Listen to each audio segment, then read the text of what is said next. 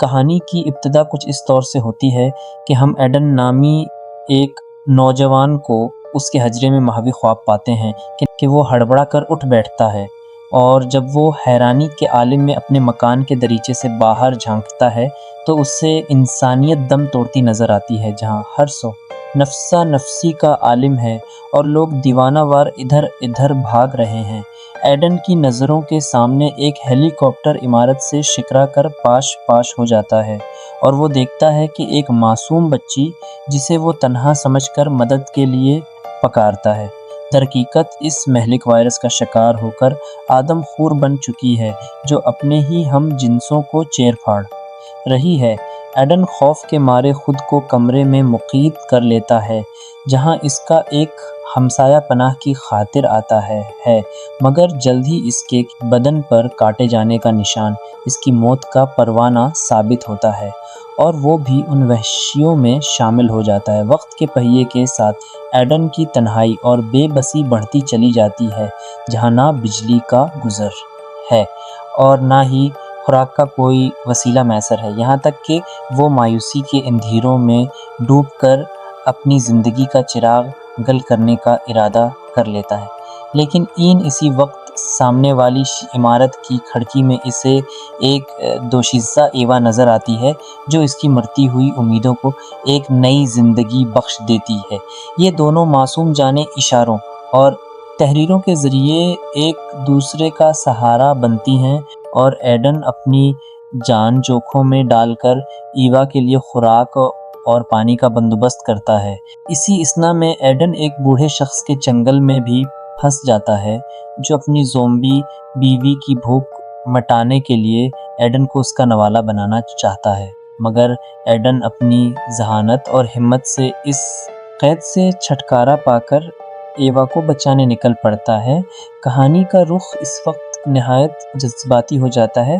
جب ایڈن ہزاروں زومبیوں کے نرغے سے ایوا کو نکال کر اپنے گھر لاتا ہے، اور یہ سمجھتے ہوئے کہ وہ خود بھی اس انفیکشن کا شکار ہو چکا ہے،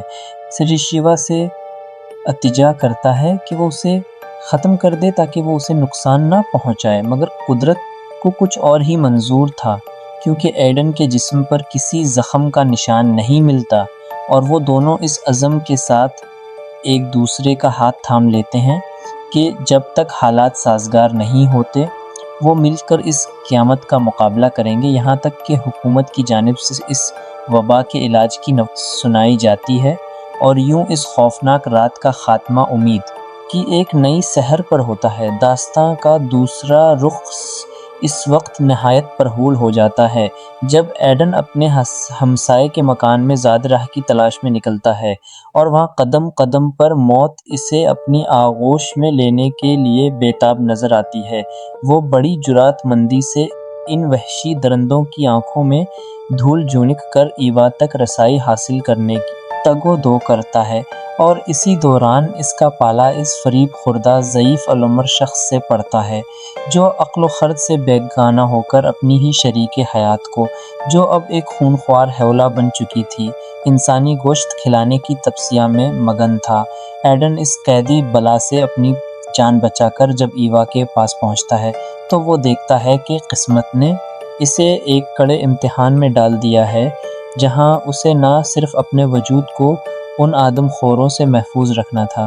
بلکہ اس صنف نازک کی حفاظت کی ذمہ داری بھی اسی کے کاندھوں پر آن پڑی تھی۔ جب یہ دونوں ہستیاں اپنی پناہ گاہوں سے نکل کر اس مقتل گاہ میں قدم رکھتی ہیں تو زمین و آسمان ان کی چیخوں اور زومبیوں کی غراہٹ سے لرز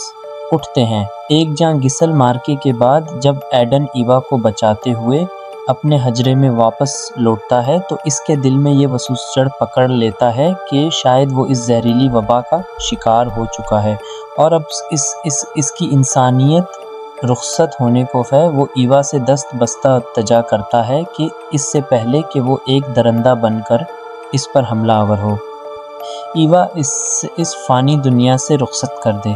مگر جب وہ اپنے تن سے قمیض ہٹا کر دیکھتا ہے تو وہاں کسی بھی زخم یا خراش کا نشان موجود نہیں ہوتا، جو اس بات کی علامت تھا کہ قدرت نے اسے ایک بار پھر معجزاتی طور پر زندگی کی نوید سنائی ہے۔ یہ دیکھ کر ان دونوں کی آنکھوں سے تشکر کے آنسو رواں ہو جاتے ہیں اور وہ اس سجڑے ہوئے شہر کے بیچوں بیچ ایک دوسرے سہارا واحد کر اس وقت تک لڑنے کا عہد کرتے ہیں جب تک کہ فضاؤں میں آستیل امن و آشتی کا علم بلند نہیں ہو جاتا۔ قصہ مختصر یہ کہ حکومت کی جانب سے اس مہلک مرض کی دوا کی دریافت کا اعلان ہوتے ہی وہ سیاہ رات ڈھل جاتی ہے اور انسانیت ایک بار پھر سے مسکرانے کے لیے تیار ہو جاتی ہے۔